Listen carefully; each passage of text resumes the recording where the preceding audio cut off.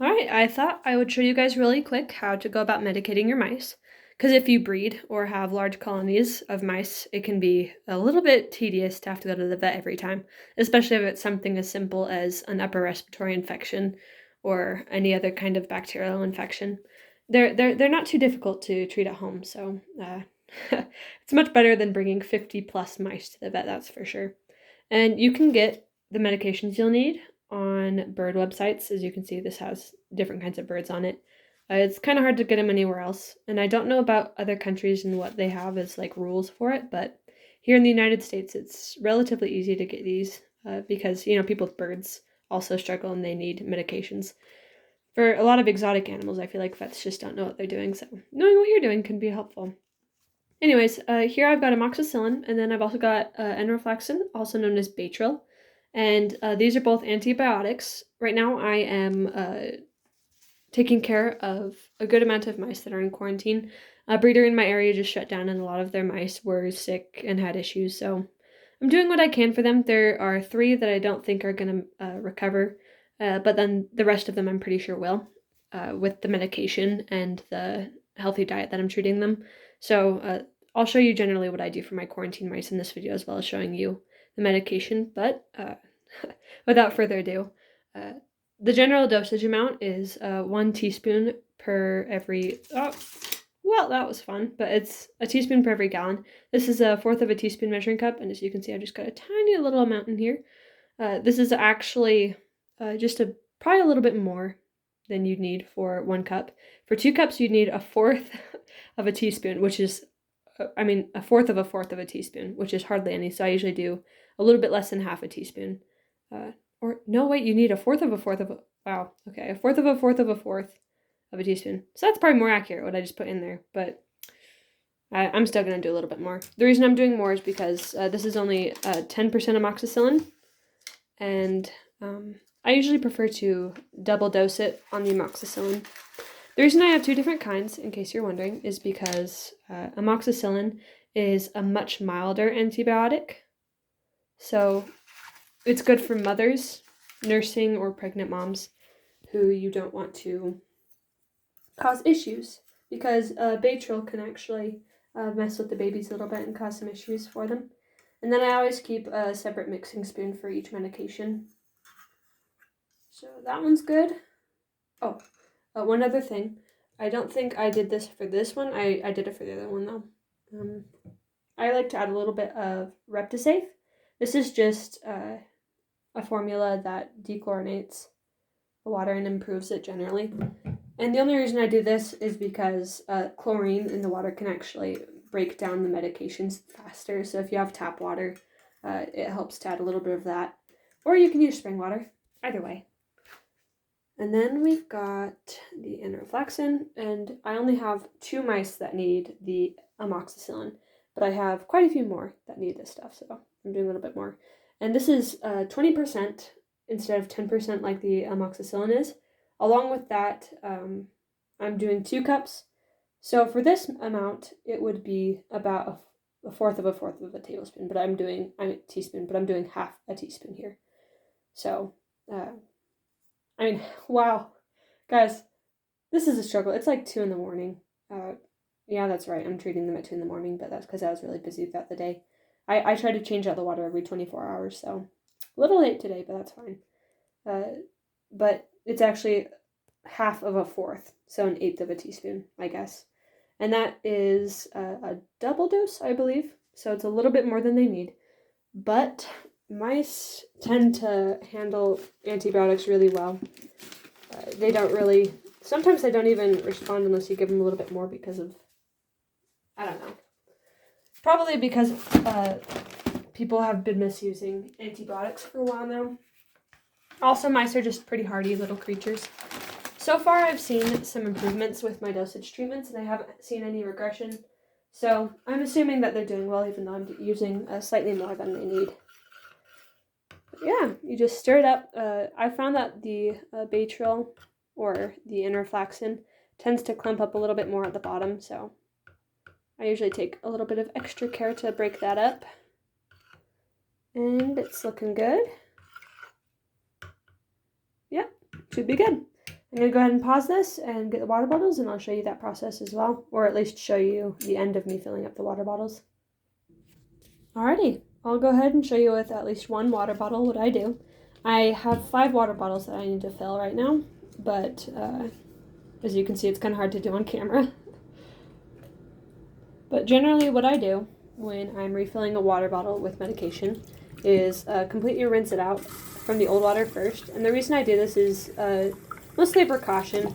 There's not really any danger to leaving the old water residue in there. Besides the fact that I noticed in some of the water bottles I've used to treat mice with before, there's a little bit of buildup on the sides, a little bit of reddish colored buildup in the bottles that have had Baytril in them before. So I tend to be a little bit more careful now, and I rinse out the bottles completely every time. I also think it helps to just make sure that the medication in the water is fresh. So after rinsing it out, I go ahead and I refill it. Let's see how I can do this without both hands. Oh, that's fun. I'll have to clean that up later, but there we go.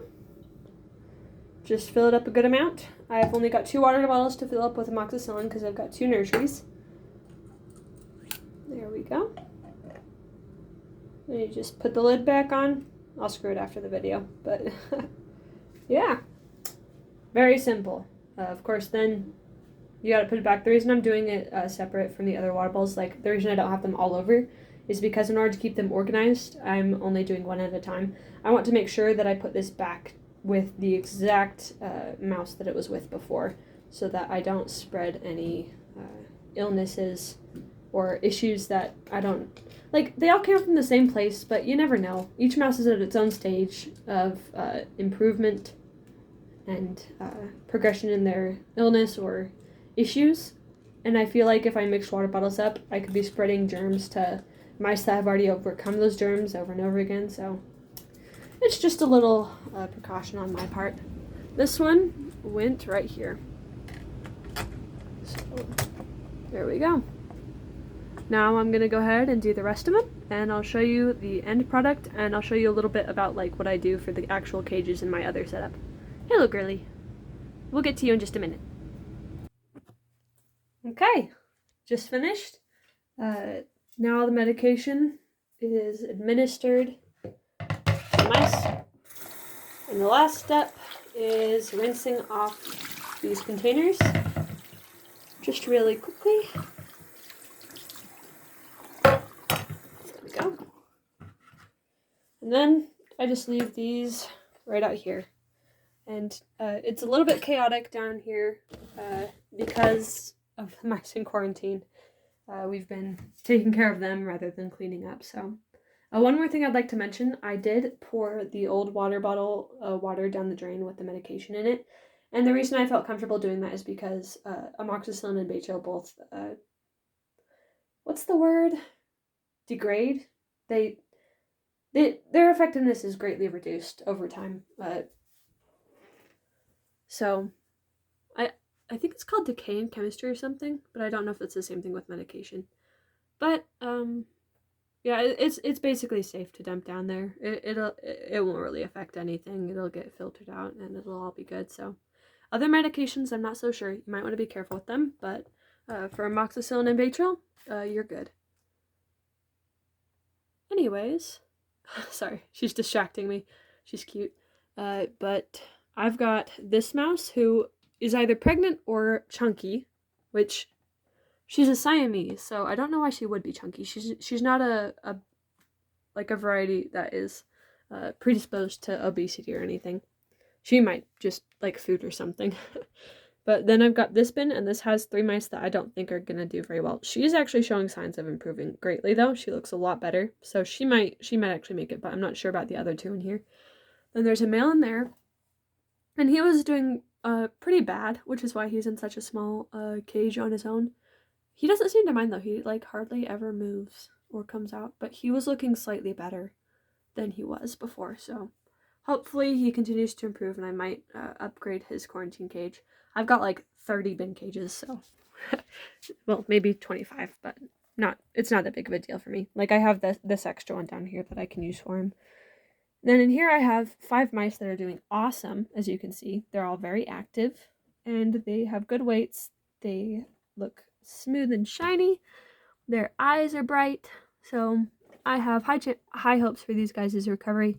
They're not even sneezing that much anymore. When I first got them, they were sneezing a little bit, but they seem to generally be doing better.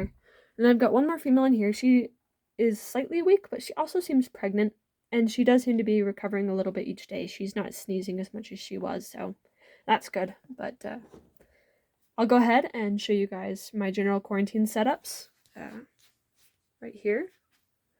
First, I guess I should show you. This is my quarantine area. It's literally just my hallway, mess and all. Later this week, we plan on cleaning it up, now that we've actually got these guys fully settled in. We've had them for a few days now, so just got that basket there to keep the cats from going in my closet. It's actually weirdly effective. I just put this basket full of stuff I need to sort through right there, and they don't even try to get in there at all.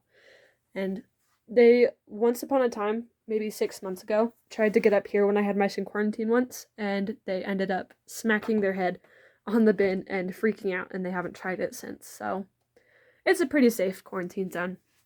Of course, that's safe too. And this is just right outside of my bedroom, so I can close the door. And I've also got another door leading to my main mousery right here. So my mice are safe. They're in a different airspace. And I make sure to wash my hands in between handling any of these guys. In fact, most of the time I feed my other mice, and then I'll come in here and I'll take care of these guys only after that. And I only check up on these guys once a day. So there isn't much of a chance for anything to spread, because I basically take care of my other mice, then I check on these guys, then I wash up, take a shower, and go to bed. And it contains everything. But I'll go ahead and show you guys inside now. Just one moment, and I'll be right back. Alrighty. Next up, we're going to go ahead and check on these guys. I just barely got them down. What I like to do when checking on quarantine mice, when I have a lot of mice in quarantine, is check on the mice in the best condition first, and then the worst condition last, just in case there are some issues that the worst condition mice are dealing with that could spread back to these guys. They all came from the same place, of course, but in my opinion, you can never be too careful. I've dealt with quite a few mice that have illnesses while taking care of them, and at this point, I'm just tired of illnesses being in my colony. Actually, the person who gave me these mice wasn't even aware that they had issues. Most of the time, I go over to people's houses or breeders' places, and they have no idea that their mice are even sick, or like, they don't pay close enough attention to see, oh, hey, this mouse obviously has a respiratory infection, or, oh, this mouse is hunched over. Oh, you're friendly. You're getting a little bit friendlier. This girl was quite shy on the first day, but it appears that she is, she's a little bit more curious about me today. That's nice to see. I might actually be able to keep you long term if you turn out to recover well. I breed very strictly for temperament, so I never know if I'll be able to keep mice that I get from other breeders. In this case, I only wanted a couple mice, because she was like, hey, you want to take some of the mice I've got off my hands? I'm getting out of breeding. And I was like, oh, I'm interested in maybe this one and this one. But she was like, you know, if you just take them all, that would be great, because otherwise I don't know what I'm going to do. So I just took them all, and I decided that I would keep the ones that were the best and cull the others. There were a few that were super aggressive. There were some that were so far gone that I was like, no, so I just culled them myself. But I kept these ones. This girl, I think, is going to be having a litter. She looks slightly pregnant if you look at her. And she's acting pregnant too. She's taken all of the nesting material that I gave her and she shoved it inside that box. Of course, she didn't come from somewhere that gave her nesting material, so I don't know if she's even used to it. She might just be excited to have it. But no, I'm not edible. In case you're wondering, this isn't aggressive nipping. This is her trying to eat my fingernail and my skin, because it's dry in wintertime. Mice tend to do that. But if you don't have them from a young age, and, you know, if they haven't been handled much, they might not know how hard is too hard when they're nibbling at you. So I'll be working with this girl and seeing if I can get her trained to it. Most of my babies know from the time that they are just like a couple weeks old how hard to nip and how hard not to nip. And I usually don't lift up their hides, but sometimes it's necessary to check on them. Let me see. Sorry if the camera goes out of focus. I need to pick this girl up real quick. Oh, girly. She's not having it. These mice also came from somewhere where they were not handled like at all, so they're very scary. Oh yeah, you're pregnant for sure. Yes, you are. I do daily checkups on them where I pick them up and I check their tails and their bellies. It's a little bit hard with one hand. And then I hold them up to my ear, which y'all can't see. But the trick is to listen for any sniffling. Here, you guys can look at these while I check out this mouse. Or any squeaky scruffliness in their breathing. You're sounding really good today, girl. I don't know if you can hear her breathing on camera. But if you listen to it, it's very quiet. There aren't a lot of clicks or sneezes, so she's sounding very good. I think that she's recovering nicely. And that is thanks to both the medication and the environment. So what I've done, this is her cage. She's only been in it for about 4 days now. It's still relatively clean, and I've actually already cleaned out one of the corners once. So when you have mice in quarantine, it's really important to reduce any possible allergens, but also provide them with the food that they need to stay very healthy. So I provide my normal block feeds because it's great for them. And then, especially for quarantine mice, I provide oats because oats are high in fiber and they help mice that are really scrawny or weak plump up and get extra nutrients. So that stuff's really good if you have really weak mice, even if your mice aren't like infected with upper respiratory issues. I've had a few people who have gotten mice from me that were like, my mouse is looking really weak. What do I do? And I'm like, give them some oats, see what happens. So I gave her some oats. They're actually also really good for nursing mothers. They help them lactate better. So if you're having a mom who's struggling to produce enough milk, giving them oats is a great idea. And since she's pregnant, I'm also going to go ahead and give her some cat food. My family gets some really natural cat food that has very few ingredients. It is, of course, still a kibble form, but we also feed our cats mice. I know that's kind of sad if you breed for pets, but the reason I started breeding was to provide humane feeders for my animals. And from there, it spiraled into me loving them and breeding them as pets. So these guys get the best environment I can provide. And one or two, every once in a while, go as supplements to my cat's diet, but that's about it. The rest of them are bred for pets for other people and breeders for some. So they live pretty good lives. As you can see, in quarantine, I like to keep things very simple. I try to make everything as disposable as I can because I never know what a mouse is going to have. And I usually have separate water bottles for medication since they can stain things. There we go. And now we have this other bin. I'm checking on them both at the same time because these are the two mouse bins that I have the most hopes for full recovery. And this girl, she already sounds like she's doing awesome, so I'll keep her on amoxicillin for the next week and a half anyways, just so that I kill off any... By the way, please do not start an animal on an antibiotic and then not finish the treatment. It leaves maybe 1 or 2 bacteria that are, able to propagate, and then you just make it harder and harder to kill off the bacteria in the future. Even if your mouse seems like it's doing better, it's probably still got some stuff left over. So she's going to stay on her amoxicillin. I might just reduce the dose over the next few days so that she gets the last tail ends of her issues taken care of. And I apologize for the quality of the video again. I'm just starting at this, but I figured this is important stuff to know, and I don't know the next time I'm going to have mice in quarantine. Along with that, it's like 2:30 in the morning, so I'm kind of dead, but that's life. As you can see, these girls are actually pretty great. They come from a breeder who is all the way across the United States. The lady who I got these from ordered them just a month or so before she ended up deciding to get out of mice, and she gave them to me. Not all of them are from that breeder, but a good amount of them. I can tell which ones pretty easily. They have longer tails, bigger ears, and they generally have a more sit-in-your-hand temperament. Isn't that right? So this girl... Sorry, my phone's not wanting to focus at all right now. Well, it's focusing on that. Maybe it just wants to focus on faraway things. Anyways, girl, get off my arm. I need to check on you. So for these girls, once again, it's just the same thing. Check over their bodies. If your phone can focus. Nothing still? Okay. Well, you check over their body condition, Here, I'm gonna go ahead and check on this girl. You guys can look at that. Because I don't know why, it's just not focusing. Girly. Are you just not something the camera can focus on? You too beautiful? Here, maybe if I, no. Nope. It might be the lighting. Okay.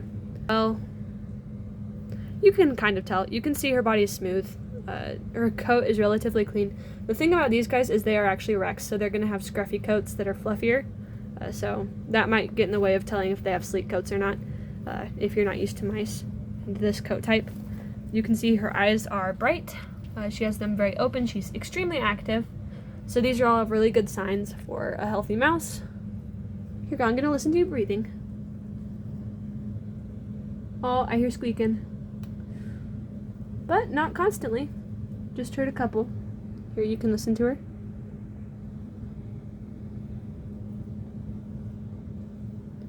I don't know if you heard her breathing. She might be too quiet. She's doing pretty good. I just heard 1 or 2 little scruffles, so she should be pretty good. The fact that it's not constant, the fact that I can't hear her breathing all the time is a really good sign. I'm just going to go ahead and check on the rest of these guys. I don't want to bore you with me checking up each individual mouse, so I'll be back when I move on to the next bin, and I'll let you guys know what I find. Alrighty, I'm back. I just thought I would show you this girl real quick. Everybody in here sounds really great. I'm very happy with their progress so far. They're the ones on Baytrail, or one of the groups on Baytrail. I just thought I'd show you this girl real quick. She is a recessive yellow satin Rex, and she also had part of her tail munched off at another, when she was a baby, I guess. And if my camera would focus, you'd be able to see her. That's about as far as my camera will focus right now for some reason. But she is a cutie, and she has a great temperament, as you can see. I can scruffle her and hold her, turn her this way and that way. She doesn't really do anything, so this is a really good mouse.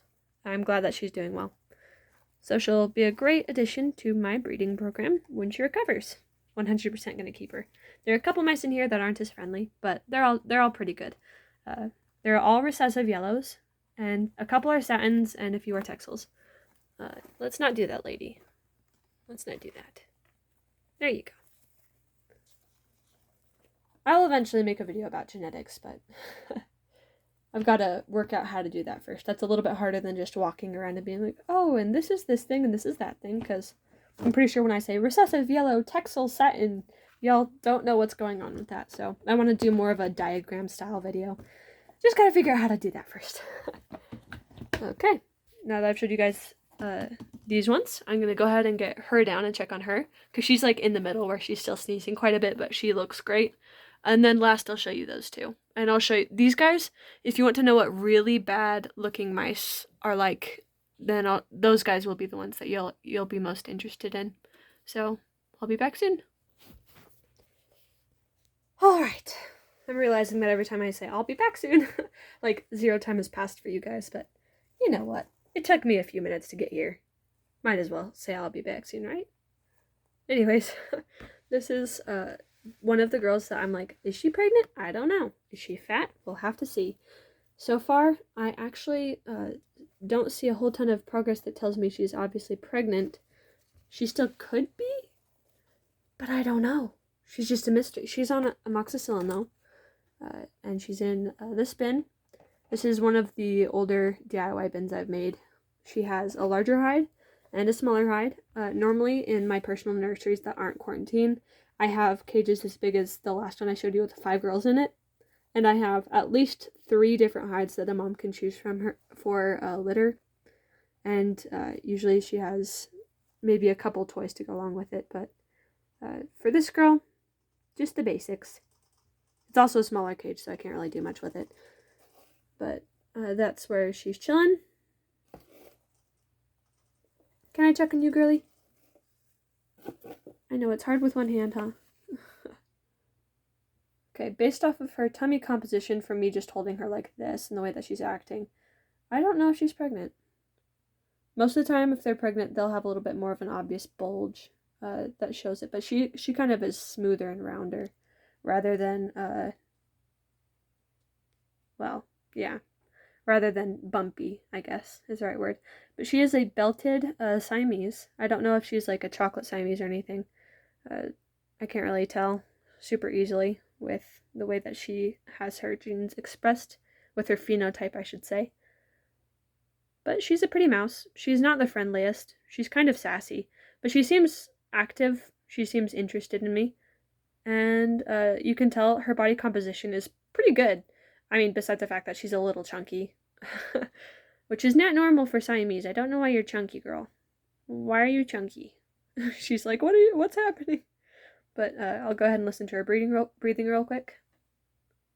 Oh, still squeaky. Here, I'll see if you guys can hear it.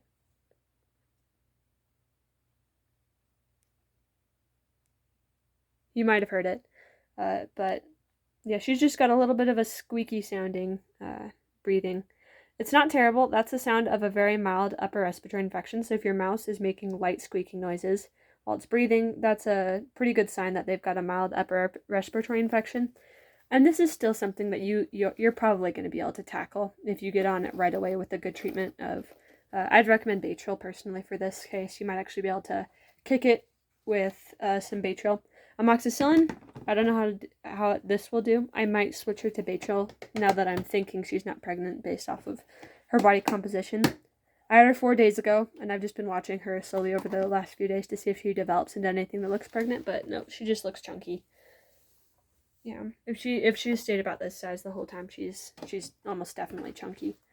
Anyways, last we have the group, or the two groups of mice that I'm pretty sure won't make it. And I'll go ahead and show you what some really poor quality sickly mice look like in just a sec. Alrighty.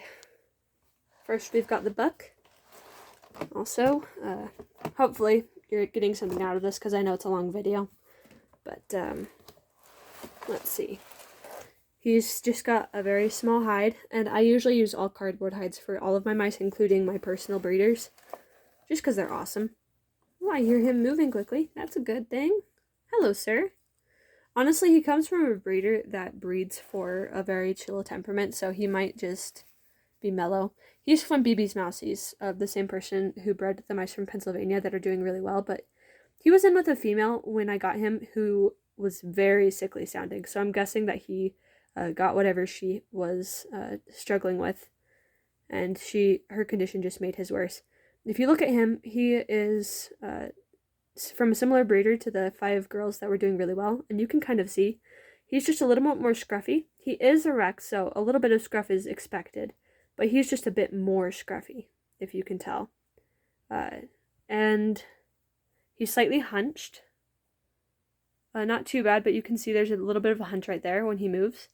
He's also, you guys won't be able to feel this, but I can feel his ribs a little bit easier. He's got a little bit less weight on him. He should be a bit plumper, and he should be a little bit heavier in my hand. I've held enough mice that are this size to kind of have a feel for it. And if I listen, hey, he's actually sounding better than yesterday. Woot, that's good. Still not perfect. You might have seen it earlier. He actually rubbed his nose. That's something that mice in quarantine will do. But his eyes are somewhat bright. They look a little bit tired. But he's just a not so good shaped mouse. He's looking quite a bit better though than he was. So I'm thinking the Baytril's working for him. He's definitely got at least 3 weeks of quarantine though. So sorry, little buddy. You're gonna have to take a hot minute. We gotta wait for you to get better. But you can see he's a good temperamented mouse. He'll make a good breeder if he's able to make it through this. Of course, recessive yellow, the only reason I really want recessive yellow in my colony is to breed some flame points. It's one variety that I've always been interested in, but it's not like a huge goal of mine. But you need recessive yellow, or I prefer to use recessive yellow because brindle and dominant yellow come with obesity issues. Recessive yellow has none of that, but it still has the yellow color. The only thing for me is the breeder who had these recessive yellows bred for extremely intense yellow color. It just reminds me of macaroni and cheese, personally, which is fine. It'll honestly be a good thing for breeding flame points, but straight up yellow mouse, I think, is just a little intense. Kind of interesting to see. It's not a bad color, but it's not my favorite. But his temperament is so good that, honestly, sometimes it's a balance between color and temperament. I say temperament pretty much always wins, although keeping 1 or 2 mice that have at least the genetics you want so that you can produce some good temperamented and pretty mice is important. These guys are the ones that I'm most worried about. I was even thinking they might die off before I do anything for them, but I've been giving them everything I can to help them succeed. They've had tons of oats, extra protein in the form of all-natural cat food. I've given them lots of warm nesting material, good ventilation. I've kept their cage clean. This girl is a pied chocolate merle. Hey, girly. How are you doing today? And you can kind of see... oh, don't go on there, please. Nope. You can kind of see that she's a bit slower. She should be quite a bit faster in movements than this, and you can also see that she kind of has some muscle... is it called dystrophy? Basically, her muscles are just not as large as they should be. They're kind of atrophy. I think that's what it's called, atrophy. No, I don't even know if it's called that. Sorry, guys, it's so late at night, I can't remember any terms, but basically all of her muscles are a little bit thinner than they should be. They should be a lot more supple. And that bump you're seeing on her belly isn't pregnancy, nor is it her being fat. That is actually just a very weak mouse that has no muscular composition, and she has no flow to her design. So she's just basically a sack of bones, and that's where all of her organs are. Please stop going up my arm, girl. Go back down. I'm trying to get a look at you. It's kind of hard when you're up my arm. She has a decent temperament, though, but I'm pretty sure in her case, it's partially because of her condition. She's also scruffy. If you look at her coat, she's a standard coat. She should just have a smooth, clean coat, but you can see that it's kind of rough. It's sticking up in a lot of places. It's just ruffled. Let's not go up my shoulder. Please stop. Oh my goodness. Naughty little lady. At least you're getting a good look at your ruffled coat. And if she'll go back down to my hand, I'm going to go ahead and listen to her breathing. Alrighty.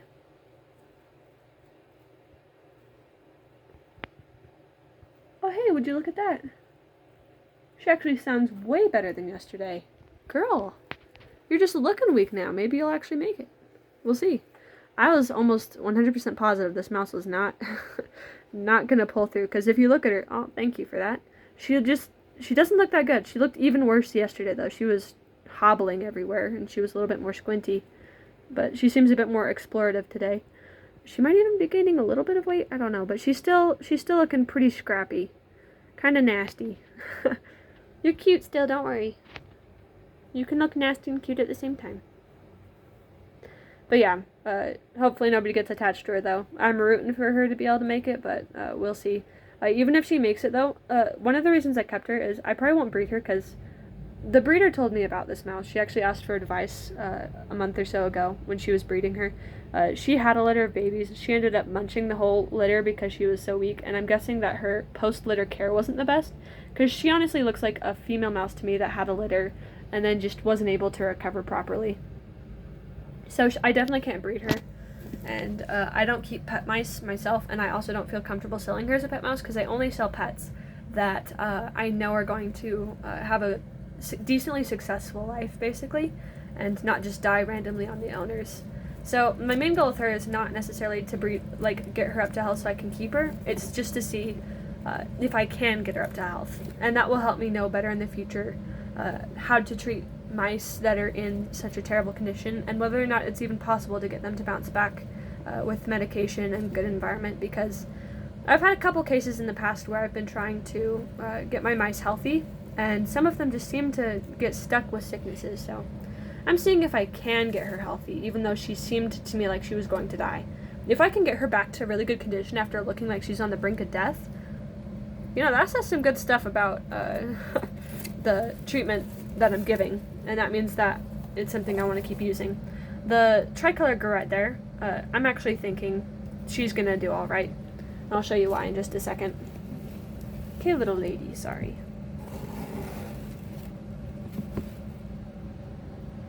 I'm gonna steal you. Thank you very much.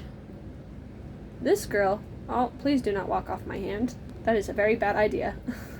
She seems a little bit younger, because she looks to me, her ears kind of give away the fact that she might have a little bit more show in her lines, but she also just feels younger in my hands.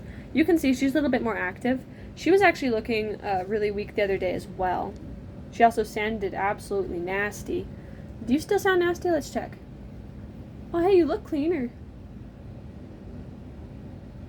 Hey, you sound better too. Guys, I was planning on showing you mice with respiratory infection sounds coming out of them like crazy, but these girls have decided to recover pretty darn well in the last couple days.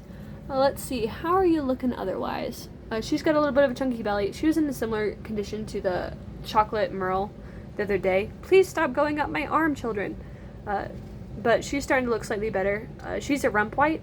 I'm not sure if she's a recessive or dominant yellow. The owner got her from a pet store, so I don't know. I don't really want rump white though. It's a dominant gene that can have some issues when homozygous. So if she's dominant yellow that also has issues, I'd rather not keep either. So I don't even know if I'll keep this girl to breed, especially since she's from a pet store. But we'll see, I guess. She also doesn't seem to have the best temperament. She's trying to get off my hand. Thanks a lot, girl. But she's got good ears.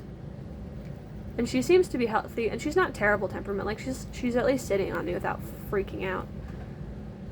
But she's actually looking better. Her eyes were also a little bit weird looking the other day. But if you look at those, they're nice and round and bright. So, thanks a lot for showing us what sickly mice look like, girl. At least you're able to see the treatment that I showed you earlier. It's apparently working. So, oats, all natural cat food, or a source of extra protein to their diet. Mealworms and sunflower seeds similarly work really well. Just generally really good food. Like I use Missouri 6F as my normal food. Clean bedding, lots of ventilation, warm nesting material that stays dry. I use brown paper bags. And then light decoration. And then bait trail. Seems to work. Hey girly, let's check on you. This girl's a little crazy. She actually, yesterday, for like 3 days in a row, she had the worst respiratory infection of any of the girls, even though she looks, oh my gosh, she looks better than them and has looked better than them the whole time, but she's had a little bit more of a respiratory issue than they have, in spite of that. Okay, please let me catch you. Thank you. Oh my goodness. I don't like tailing my mice. I usually catch them by picking them up, and that's kind of hard with one hand. I usually like cup them into one of my hands. But you can see this girl, she has no hunch compared to the others, and she actually has a little bit of a smooth body composition, which has actually improved quite a bit in the last couple days. She wasn't even looking this good the other day. But, yeah. She, in case you're wondering, is a tricolor, and she's quite cute, but she just nipped me, so I don't know if I should keep her. Not hard enough to bleed, but it didn't feel very friendly. Naughty girl. But she is a tricolor, and she is based off of extreme dilution, and she's black. Definitely not the best temperament in the world. So I don't know if I'll keep her either, but she was in such bad shape that I wanted to see if I could breed her back to health as well. As you can see, none of these mice are very good for breeding at all, but it's really good to keep an eye out and see if you can ensure that you know, your treatments are working well. So, yeah. You are naughty girls, but you're looking like healthier girls. Which means that hopefully everybody in quarantine right now is going to get better. But yeah, definitely don't get attached to these guys if you're watching, and watching because you like mice. I don't know why you'd watch this long though. But yeah, there we go. When breeding for mice, I actually, there are a lot of things to look out for what to breed for and what not to breed for. If you end up getting, well, I don't know if this will ever happen to you, but if you end up getting a lot of mice or selecting for mice to breed, and then you have them in quarantine, you really want to keep a close eye out for not only health, but temperament. Because if they don't have a good temperament, you don't really want to breed them. And that's what I've been looking out for as well. With these girls is, how's their temperament? When you're breeding, you really want to have good friendly mice that you can sell as pets or use as breeders in the future. These girls were all mice that I didn't really want to keep. Even from the first day, I was looking at them and I was like, you have this issue, you have this issue, you have this issue.